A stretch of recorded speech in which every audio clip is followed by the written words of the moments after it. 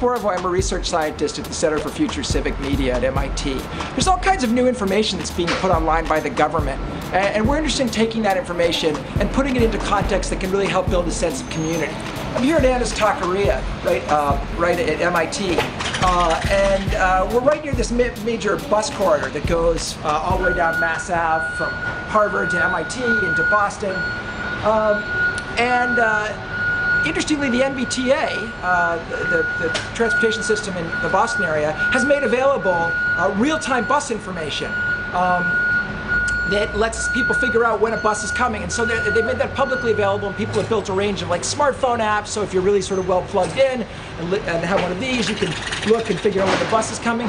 But we thought, wait a minute, why not take that information and bring it right to the spots that matter, right where people can gather and make it publicly available. So someone had the obvious idea of, great, let's make sure that information is in bus stops, because that's where people wait for the bus, right? So here you have this feed that shows where buses are on the map in this stop. But let's take a step back. If we really have this information, why should we have people waiting in awful bus stops, such as here, with the truck flaring and behind the building?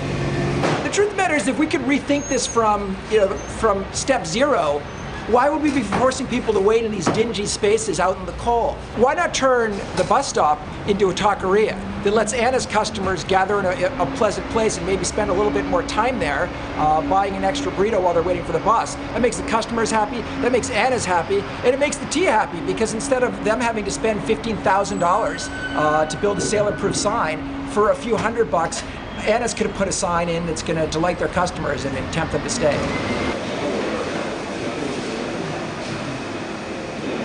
So catch the number 1 bus to Harvard, which says it's coming in 1 minute. So I need to get going.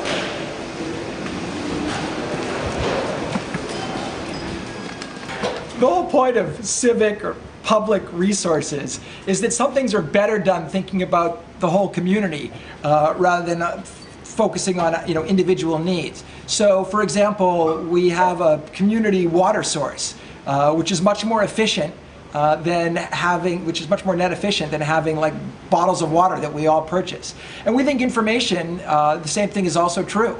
In many cases, it's much better to have a community information source, like a sign in a taqueria, than it is to have everyone getting that information off their cell phones, which A, is elitist because not everyone has a cell phone, and B, causes this kind of social destruction where we're all pulling out our phones and looking at them as opposed to enjoying a community space and connecting to people who are around us.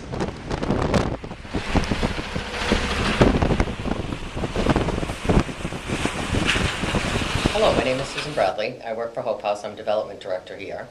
We're a rehab center for homeless men. We have a rolling admissions, so we have new people coming in and out all the time. They're graduating, arriving, they come from prison, they come from homeless shelters, but they've all been diagnosed with alcohol or drug addiction and need long-term treatment in order to get better. When the residents are here at Hope House, part of the 6-month treatment program is they have meetings and counseling sessions here, but they're also encouraged to and required to attend meetings outside of Hope House.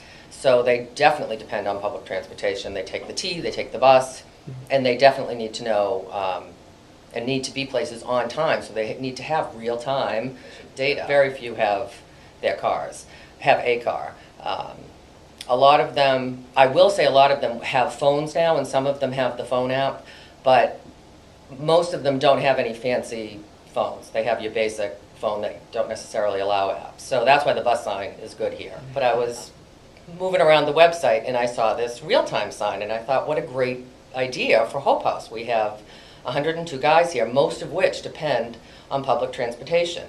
We're located at Mass Ave at Melnia Cass. The number 1 bus goes right by the corner. And so I sent an email and asked, is this something that we would be eligible for? And Rick sent an email right back and said, yes, you would be eligible for that. But for the most part, it really has been working. We have 4 different buses that we follow, and the guys check it on the way going out for work in the morning, on the weekends if they're going out.